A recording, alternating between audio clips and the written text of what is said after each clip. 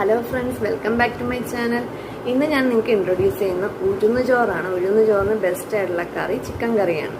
ഉഴുന്ന് ചോറിന് നമ്മൾ കോമൺ ആയിട്ട് ചിക്കൻ കറിയാണ് എപ്പോഴും വെക്കുന്നത്. അഥവാ നമുക്ക് ചിക്കൻ കറി ഒന്നും വെക്കാൻ പറ്റിയില്ലെങ്കിൽ നമുക്ക് ഗാർലിക് പിക്കിൾ ഇതിൻ്റെ കൂടെ യൂസ് ചെയ്യും. വെളുത്തുള്ളി അച്ചാറുണ്ടല്ലോ, അതും പ്രത്യേക രീതിയിൽ ഇഞ്ചിയൊക്കെ ഇട്ട് നല്ല എണ്ണയിൽ വഴറ്റി നല്ല പോലെ എടുക്കത്തില്ലേ, ആ രീതിയിൽ എടുക്കുന്ന വെളുത്തുള്ളി അച്ചാറും കൊള്ളാം. എങ്കിലും മെയിനായിട്ട് ചിക്കൻ കറിയാണ് ഉഴുന്ന് ചോറിന് ബെസ്റ്റ്. നല്ലൊരു ഹെൽത്തി റെസിപ്പിയാണ്. ഉഴുന്നും ഇഞ്ചിയും വെളുത്തുള്ളിയും ഒക്കെ ഇട്ട് നമ്മൾ നല്ലപോലെ എടുക്കുന്ന നല്ല അടിപൊളി ഒരു റെസിപ്പിയാണ്. അപ്പോൾ ഈ വീഡിയോ നിങ്ങൾ കണ്ടു നോക്കാൻ നിങ്ങൾക്കും തീർച്ചയായിട്ടും ഇഷ്ടപ്പെടും. നമുക്കിത് വെറുതെ കഴിക്കാനാണെങ്കിലും കുറച്ച് കഴിക്കാൻ പറ്റും. എന്ന് വെച്ചാൽ വേറെ കറികളൊന്നും ഇല്ലാതെ ഇതിൽ തേങ്ങയൊക്കെ ഇട്ടിട്ടാണ് നമ്മൾ വെക്കുന്നത്. ഇതൊരു തമിഴ്നാട് സ്റ്റൈൽ റെസിപ്പിയാണ്. തമിഴർക്കാണല്ലോ കൂടുതലും. അപ്പോൾ അവിടെയാണ് കൂടുതലും ഈ റൈസ് റെസിപ്പീസൊക്കെ കുറേ വെറൈറ്റീസ് ആയിട്ടുള്ളത്. സാദവും ഇത് ടൊമാറ്റോ, കർഡ് റൈസ്, അങ്ങനെ പല വെറൈറ്റി റൈസസ് അവർക്കാണല്ലോ ഉള്ളത്. അതുപോലെ ഒരു തമിഴ് സ്റ്റൈല് റൈസ് റെസിപ്പിയാണിത്. അപ്പോൾ നിങ്ങൾ വീഡിയോ കണ്ടു നോക്കാം. വീഡിയോ ഇഷ്ടപ്പെടുകയാണെങ്കിൽ നിങ്ങൾ ലൈക്ക് ചെയ്യണം. കൂടാതെ ഇതൊരു ചാനൽ സബ്സ്ക്രൈബ് ചെയ്തിട്ടാണെങ്കിൽ സബ്സ്ക്രൈബ് ചെയ്ത് സപ്പോർട്ടും ചെയ്യുക. ആദ്യം വെള്ളം ഒന്ന് ചൂടാക്കാൻ വയ്ക്കുക. വെള്ളം ഒന്ന് ചെറുതായിട്ടൊന്ന് ചൂടായി വരുമ്പോഴത്തേനും നമുക്ക് അരി കഴുകി ഇടാം. നമ്മളിവിടെ 1 ഗ്ലാസ് അരിയാണ് എടുത്തേക്കുന്നത്. ഒരു 3-4 തവണയൊന്ന് നല്ലപോലെ ചമ്പ അരിയാണ് എടുത്തേക്കുന്നത്. അപ്പോൾ 3-4 തവണയൊന്ന് നല്ലപോലെ കഴുകി എടുക്കുക. ചെറിയ ചൂടുവെള്ളത്തിലൂടെയൊക്കെ ഒന്ന് കഴുകുക, നല്ലപോലെ ഒന്ന് അഴുക്കൊക്കെ ഒന്ന് പോവാൻ. എന്നിട്ട് കഴുകിയിട്ട് വെള്ളം ചൂടായി വരുമ്പോഴത്തേനും നമുക്ക് ഈ അരി ഇട്ട് കൊടുക്കാം. അരി ഒന്ന് തിളച്ച് വരുമ്പോഴത്തേനും നമുക്കിതിലേക്ക് ചേർക്കാനുള്ള ഉലുവ ഒന്ന് കഴുകിയെടുക്കാം. 1 ടേബിൾ സ്പൂൺ ഉലുവയാണ് ഇതിലേക്ക് ഇടുന്നത്. ഇതൊന്ന് നന്നായിട്ടൊന്ന് കഴുകിയെടുക്കുക. ഉലുവ കഴുകിയതിന് ശേഷം നമുക്ക് അരിയുടെ കൂടെ ചേർത്ത് കൊടുക്കാം. എന്നിട്ടൊന്ന് അടച്ചു വെച്ചൊന്ന് വേവിക്കുക. അരി ഒന്ന് നന്നായിട്ട് തിളച്ച് കഴിയുമ്പോൾ നമുക്ക് റൈസ് കുക്കറിലേക്ക് മാറ്റാം.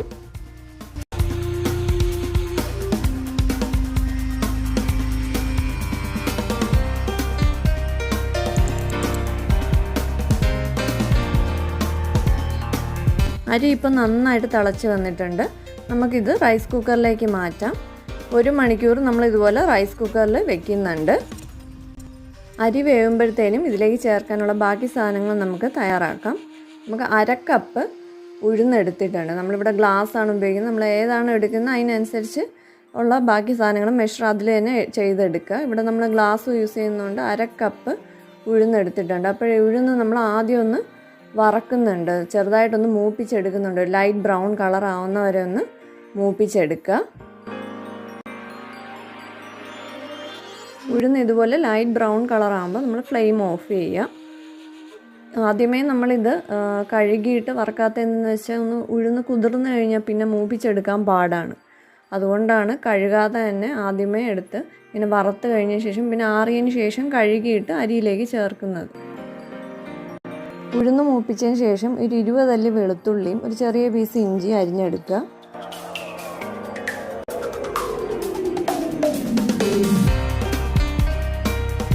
അരി ആദ്യത്തെ സ്റ്റെപ്പ് ഒന്ന് വെന്ത് കഴിഞ്ഞിട്ടാണ് നമ്മൾ ഈ ഉഴുന്നും ഇഞ്ചിയും വെളുത്തുള്ളിയൊക്കെ ചേർക്കുന്നത്.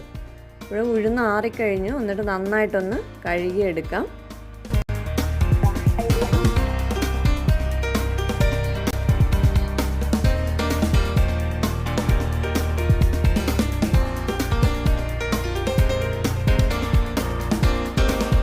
ഒരു മണിക്കൂർ കഴിഞ്ഞതിന് ശേഷം നമ്മൾ റൈസ് കുക്കർ ഓപ്പൺ ചെയ്തു. നമ്മുടെ അരിയൊക്കെ ഏകദേശം വെന്തിട്ടുണ്ട്, ഉലുവയും വെന്തിട്ടുണ്ട്. അപ്പോൾ ഇതിലേക്ക് ഇനി കഴുകി വാരി വെച്ചിരിക്കുന്ന ഉഴുന്നും വെളുത്തുള്ളിയും ഇഞ്ചിയൊക്കെ നമുക്ക് ചേർത്ത് കൊടുക്കാം.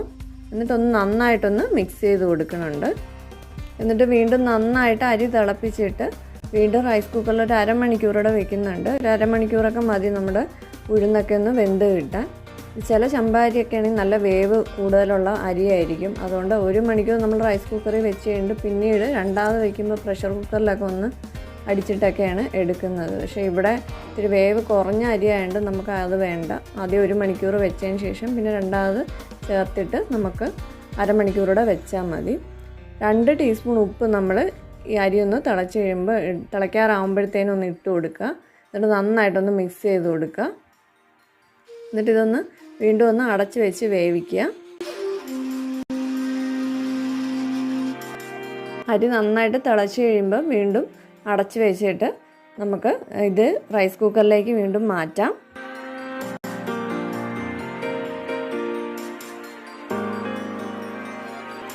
അരമണിക്കൂർ കഴിഞ്ഞ് നമ്മൾ വീണ്ടും എടുത്തപ്പോൾ അരിയും ഉഴുന്നും ഒക്കെ നന്നായിട്ട് വെന്തിട്ടുണ്ട്.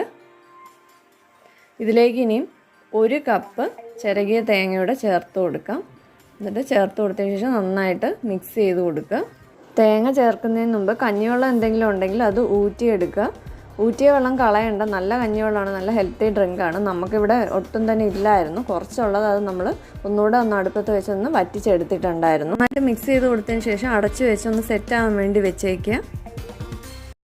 ചിക്കൻ കറിയുടെ റെസിപ്പി നമുക്കിനി നോക്കാം. കുറച്ച് തൈരും മഞ്ഞൾപ്പൊടിയും മുളക് പൊടിയും കൂടെ ചേർത്തിട്ട് ആദ്യം ഒന്ന് ചിക്കൻ മാരിനേറ്റ് ചെയ്ത് വെക്കുക. ചിക്കൻ നന്നായിട്ടൊന്ന് സോഫ്റ്റ് ആകാൻ വേണ്ടിയിട്ടാണ്. അപ്പോൾ ഇത് 1 മണിക്കൂറെങ്കിലും കുറഞ്ഞതിങ്ങനെ വെക്കുക. അപ്പോൾ അതിൽ നിന്നൊക്കെ ഇപ്പോൾ അത് അരമണിക്കൂർ കൂടുതലായി നന്നായിട്ടൊന്ന് വെള്ളമൊക്കെ ഇറങ്ങി വന്നിട്ടുണ്ട് ചിക്കനിൽ നിന്ന്. അപ്പോൾ നമുക്കിനിയും ഇതിന് ആവശ്യമുള്ള സാധനങ്ങളൊക്കെ എടുക്കാം. അപ്പോൾ നമ്മൾ 1.5 ടേബിൾ സ്പൂൺ മല്ലിപ്പൊടി എടുത്തിട്ടുണ്ട്. 2 ടേബിൾ സ്പൂൺ മുളക് പൊടി എടുക്കുക. ഇത് രണ്ടും കൂടെ ഒന്ന് മൂപ്പിച്ചെടുക്കണം. നമുക്ക് ലോ ഫ്ലെയിമിലിട്ട് ഇതൊന്ന് ചൂടാക്കി എടുക്കുക. ഇതിൻ്റെ പച്ചമണം മാറുന്ന വരെ മതി ഒന്ന് ചൂടാക്കാം.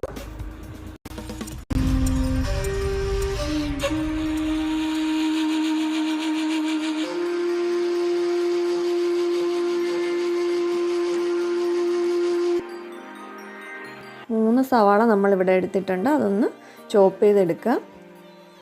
എന്നിട്ട് ആവശ്യത്തിന് നമ്മൾ കുറച്ച് വെളിച്ചെണ്ണ ഒഴിച്ചു കൊടുക്കുന്നുണ്ട്. നമ്മൾ കുക്കറിലാണ് ചിക്കൻ എടുക്കുന്നത്, അതുകൊണ്ട് കുക്കറിലോട്ട് കുറച്ച് ആവശ്യമുള്ള വെളിച്ചെണ്ണ ഒഴിച്ചു കൊടുക്കുക. എന്നിട്ട് 1 ടീസ്പൂൺ കടുക് ഇട്ടിട്ടുണ്ട്.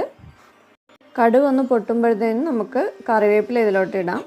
എന്നിട്ട് ചോപ്പ് ചെയ്ത് വെച്ചേക്കുന്ന സവാള ഇതിലേക്ക് ചേർക്കുക.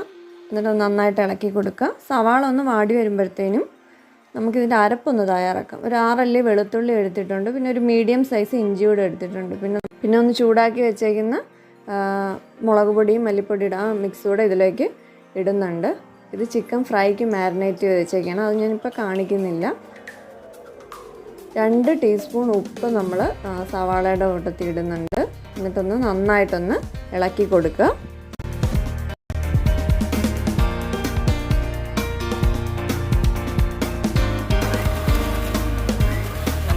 നമുക്ക് അരപ്പ് ഇതിൻ്റെ ഇനിയൊന്ന് മിക്സിയിലൊന്ന് ഗ്രൈൻഡ് ചെയ്തെടുക്കാം. കുറച്ച് വെള്ളവും കൂടെ ഇടയ്ക്കൊന്ന് ചേർത്തിട്ടൊന്ന് നന്നായിട്ടൊരു പേസ്റ്റ് രൂപത്തിലാക്കുക. ഉള്ളി ഒന്ന് സോഫ്റ്റ് ആവാൻ വേണ്ടി നമ്മൾ കുറച്ച് നെയ്യൊന്ന് ചേർത്ത് കൊടുക്കുന്നുണ്ട് കേട്ടോ. എന്നിട്ടൊന്ന് നന്നായിട്ടൊന്ന് ഇളക്കി കൊടുക്കുക. എന്നിട്ട് നമ്മൾ മാരിനേറ്റ് ചെയ്ത് വെച്ചേക്കുന്ന ചിക്കൻ ഇതിലേക്ക് ചേർക്കുക.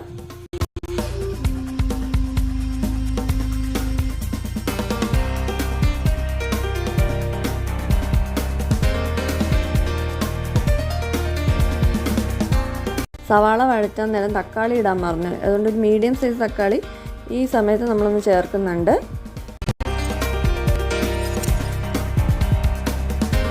നമ്മൾ തയ്യാറാക്കിയ അരപ്പ് ഇതിലേക്ക് ചേർത്ത് കൊടുക്കുക.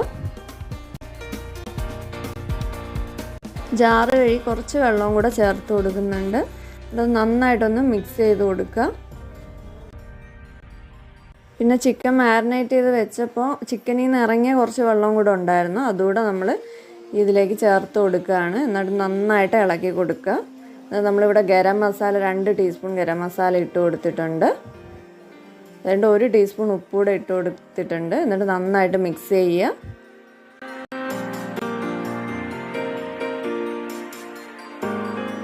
ഇനി ഇതൊന്ന് അടച്ച് വെച്ച് വേവിക്കാം.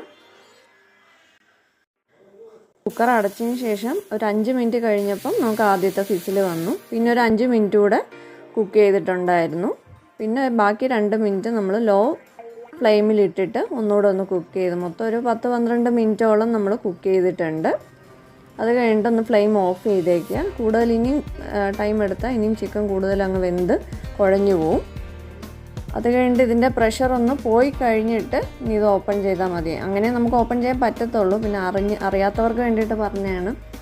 കുക്കിങ്ങിൽ ബിഗിനേഴ്സൊക്കെ ഉണ്ടെങ്കിൽ അവർക്ക് പ്രഷർ കുക്കറിൻ്റെ രീതികളൊന്നും അറിഞ്ഞുകൂടായിരിക്കും. അങ്ങനെയുള്ളവർക്ക് പറഞ്ഞു തന്നെയാണ്. കുറച്ച് സമയം ഇരുന്ന് കഴിഞ്ഞപ്പോൾ പ്രഷറൊക്കെ പോയി. നമ്മളിനി കുക്കറൊന്ന് ഓപ്പൺ ചെയ്ത് നോക്കുകയാണ്. കുറച്ചുകൂടെയൊക്കെ വെള്ളം ഒന്ന് വറ്റിക്കാനുണ്ട് കേട്ടോ. കുറച്ച് വെള്ളം കൂടുതൽ പോലെ ഉണ്ട്. അപ്പോൾ ഇതൊന്നുകൂടെ വെച്ച് ഒന്ന് ചെറുതായിട്ടൊന്ന് വറ്റിച്ചെടുക്കണം. കൂടുതൽ അങ്ങ് വറ്റിക്കണ്ട, എന്ന് വെച്ചാൽ നമുക്ക് ഉഴുന്ന് ചോറിൻ്റെ കൂടെ ഈ ഗ്രേവി പോലെ നമുക്ക് വേണം, അത് അത്യാവശ്യമാണ്. അതുകൊണ്ടാണ് കൂടുതൽ അങ്ങ് നമ്മൾ വെള്ളം തീരെ ഇല്ലാണ്ട് അങ്ങ് വെക്കാത്ത. അതുകൊണ്ടാണ് കുറച്ച് ചാറുണ്ടെങ്കിലേ കൊള്ളാവുള്ളൂ. ഉഴുന്ന് ചോറും ചിക്കൻ കറിയായിട്ട് കുറച്ച് വേണം. അതുകൊണ്ട് നമ്മൾ കുറച്ച് നേരവും കൂടെ ഒന്ന് ചിക്കൻ തിളപ്പിച്ചതിന് ശേഷം ഫ്ലെയിം ഓഫ് ചെയ്തു. ഇതിൻ്റെ കൂട്ടത്തിൽ നമ്മൾ കുറച്ച് തേങ്ങാക്കൊത്തൊക്കെ ആഡ് ചെയ്തിട്ടുണ്ട്. കുറച്ചൊന്ന് തേങ്ങ ഒന്ന് മൂപ്പിച്ചിട്ട് കുറച്ച് മല്ലിയിലയും കൂടെ ഇതിൽ ചേർക്കുന്നുണ്ട്. എന്നിട്ട് ലാസ്റ്റ് ചെറുതായിട്ടൊന്ന് മൂപ്പിച്ചിട്ട് ചിക്കൻ കറിയിലേക്ക് ചേർത്തിട്ട് കുക്കർ അടച്ച് വയ്ക്കുന്നുണ്ട്. ആ ഫ്ലേവർ പോവാതിരിക്കാൻ വേണ്ടിയിട്ടാണ്. ഈ റെസിപ്പി എല്ലാവർക്കും ഇഷ്ടപ്പെട്ടു എന്ന് കരുതുന്നു. ഇഷ്ടപ്പെടുകയാണെങ്കിൽ നിങ്ങൾ ലൈക്ക് ചെയ്യുക. കൂടാതെ ഇതൊരു ചാനൽ സബ്സ്ക്രൈബ് ചെയ്തിട്ടാണെങ്കിൽ സബ്സ്ക്രൈബ് ചെയ്ത് സപ്പോർട്ടും ചെയ്യുക. വേറൊരു വീഡിയോ ആയിട്ട് വരുന്നവരും ബൈ ബൈ.